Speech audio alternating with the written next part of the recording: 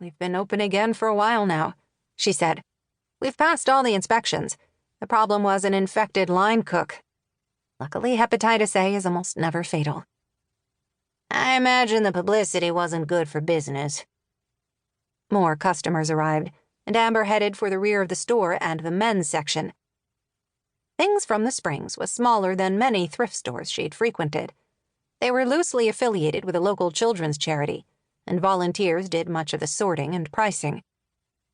She liked visiting things because she could be in and out in less than an hour, often with vintage clothing she could cut and use for crafts to sell in her Etsy shop.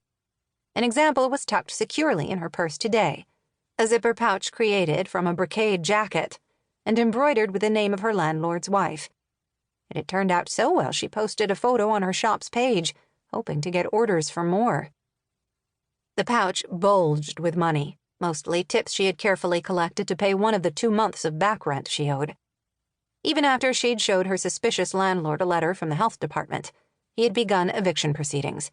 She had managed to stave him off, promising to pay the first month today and the second in 2 weeks. She hoped the additional gift for his wife might make him feel better about his decision. Her son had been more than patient during her months of unemployment. Will was a straight-A student at the local high school and held down a part-time job stocking shelves at a local grocery store.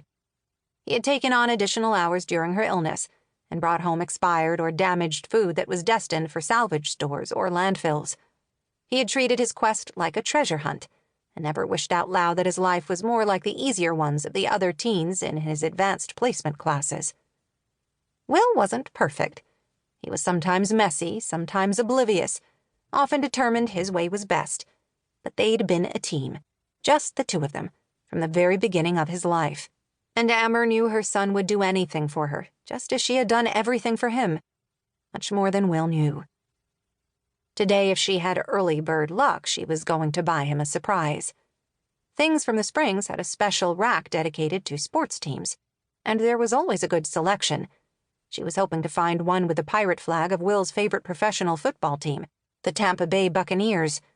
For the first time, her tips from the night before had been nearly as large as pre-hepatitis days, and she was hopeful she might be digging her way out of trouble. She would be happy just to pay rent on time, put a full tank of gas in the car, and buy fresh food at the grocery store now and then. 15 minutes later, she was on her way back to the front of the now empty store, a paper-thin but appropriately logoed T-shirt clutched under her arm. The size and price were right, and while Will wouldn't get much wear before it fell apart, he would be delighted. She was starting to feel lucky. Her landlord had begrudgingly given her a little time to settle their account. After everything, she still had her job, and restaurant traffic showed signs of improving. Today, she had just enough extra to buy the shirt. "You found something," Ida said. "I saw you heading to the back." "It's for my son." Amber laid the shirt on the long counter. He's a Bucks fan. "These have been going fast. Apparently, he's not alone." She rang up the amount as Amber reached down to unzip her purse. Only the purse wasn't zipped. She spread it wide and peered inside. Without ceremony and with more than a touch of panic, she dumped the contents on the counter. Keys fell out, a pack of tissues, her tiny coin purse which held the extra money she hadn't put into the zip purse destined for the landlord and his wife. Nothing else. "Run into a problem?" Amber gazed at the concerned woman's face.